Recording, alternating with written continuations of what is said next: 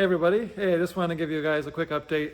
Last week I sent out a survey asking for your perspective and opinions about reopening the Vineyard and kind of just get a pulse on where people are in the church are at. And I just want to share those results with you and then talk a little bit about some of our plans for moving forward from here.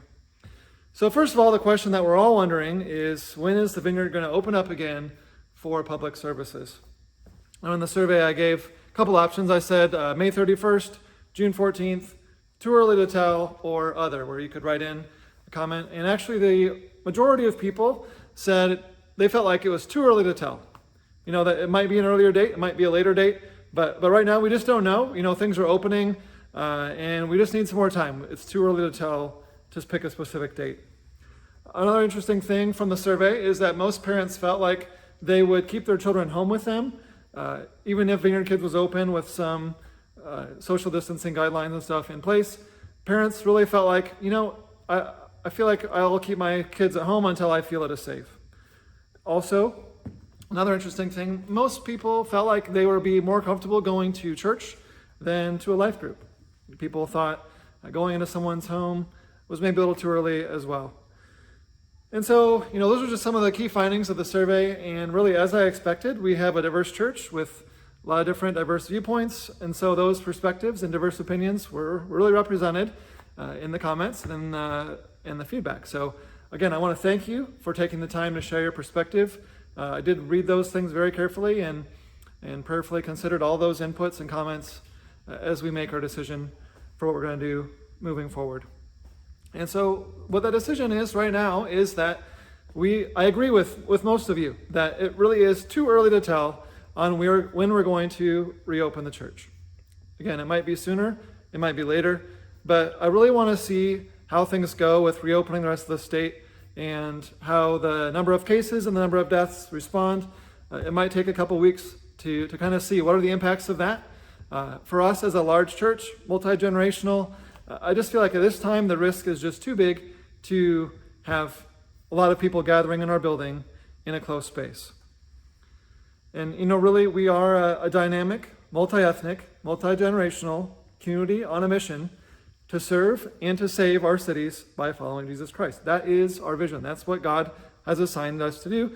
And right now, I feel like one of the best ways that we can serve and possibly even save our cities is by kind of giving up our right to meet and just delaying it for a little while to make sure that we are protecting the most vulnerable members of our own church and also the community. It really is out of love and compassion for them that we are choosing not to meet at this time. And I know a question that is on a lot of our minds right now might be, you know, why can't we just have church for the people that want to have church, and the people who don't feel safe coming yet can just stay home? And I think that's a fair question. You know, to be honest, it's a question I've often wondered myself. You know, these are the things that I think about late at night when I'm trying to go to sleep. And again, just to answer that question, to just be perfectly honest, for a large group of our size right now, we feel like there would have to be so many restrictions in place that it really would be best if everyone wore a mask, that we would have to keep social distance, that we wouldn't be able to gather in the cafe before or after the service. People would not be able to give hugs or handshakes. We wouldn't be able to see each other even smiling. Even, you know, as much as it would be great to see each other, we wouldn't be able to see each other's smiles. You know, we have this idea of what church should be like to go back to normal, but the reality is that if we did meet right now, it would be so unfamiliar, so different. It just wouldn't be the same as meeting as we used to be able to. You know, it's really hard to worship with a mask on. And when the room is only 25 or 50% full, it just doesn't have the same energy, the same excitement that it always did. And so, you know, I think we can actually provide a better service online for right now. And also, according to the health experts, religious gatherings really are one of the most contagious places to spread the coronavirus. You know, places like nursing homes, meatpacking plants, religious gatherings, those have been some of the places that have been making the news for spreading the virus quickly, because you have so many people in a confined space for an extended period of time. And actually the research is even showing that the act of singing itself is spreading the virus more than if you were just going to Walmart or Menards or whatever, not really talking, just doing your business. There's not as much risk. in those places. I also saw an article yesterday that mentioned that there was a church that actually defied the governor's order. They decided to meet anyway, even though they weren't really supposed to. And there was one person at that church who didn't have any symptoms. They were one of those asymptomatic carriers. They went to church. The next day, they found out that they started having some symptoms. So now they found out there was 180 people at that church that were potentially exposed to the virus, and then they're recommending them to stay home and quarantine for 14 days and all of this stuff. They're making national headlines. That's the last thing that I want to have happen here, is have a large group of people exposed because someone didn't even know that they had the virus. So we're going to wait and see how things go over the next couple weeks. We're going to wait and see how other churches are handling this. We're going to learn from their example. I pray that everything's okay, that there's no other outbreaks, especially here in our city or our state. Just my perspective on this issue is I'd rather be a little bit slow to open than rush in too early and regret it. So then the question becomes, when will we meet again? And again, I'm sorry, but I don't know the answer to that question. I do think it is too early to pick a date. We'll watch the number of cases, the number of deaths. We'll keep an eye on the public health guidelines for mass gatherings. And really, until we meet again, we are going to do the best that we can to keep improving our online experience. We'll keep doing that. And, honestly, a lot of people have been wondering about this as well. One day we will meet again. I don't know when it's going to be. Might be soon, might be not soon.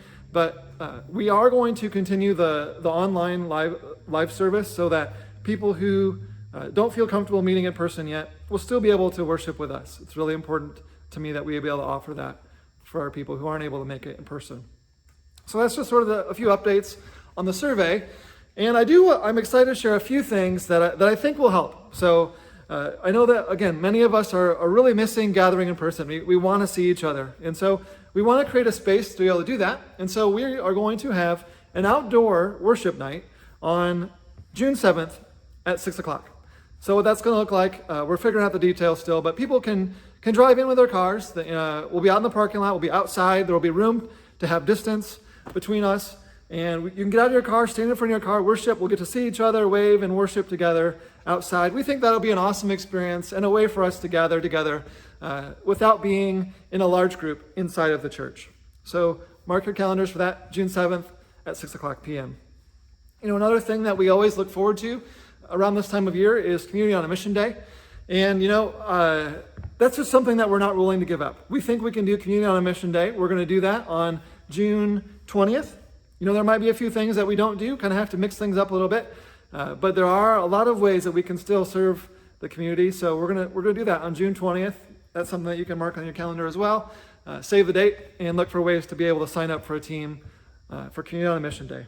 And also I'm excited, starting this Sunday, we are going to have in-person prayer available. It's going to be outside in the parking lot once again.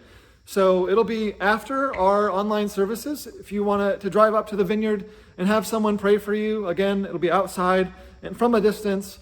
You can have some prayer for you available. That'll be this Sunday between 12:30 and 1 o'clock p.m. So you can come get live prayer from a real person, just outside and from a safe distance, starting this Sunday. So those are a few of the things I want to mention and update you on. Again, I want to thank you so much for really trusting us as leaders. Thank you for being patient with us. We really are doing the best that we can to discern what God wants us to do at this time. Something I think a lot about. And, I really miss you guys. I love you so much. And once again, that's why we're choosing not to meet, is because I love you so much. It's not out of fear. It's out of love and out of compassion. And so I would encourage you in the meantime, until we can meet again, to keep watching those online services, keep engaging. We've been doing an awesome job of worshiping together. So keep doing that. Also, I would encourage you to just stay connected to Jesus, do the best you can to read the Bible, to pray, to encourage one another. Keep showing love and kindness to your neighbors. Thank you again so much for your financial support and the ways that you've been sending in encouragement. We appreciate that so much. And you know what? We are going to get through this together. I know it seems like it's been a long time, but one day things will change. And so I just want to say again, blessings to you and your family. I love you. I wish you all the best, and we hope to see you again here at the Vineyard soon.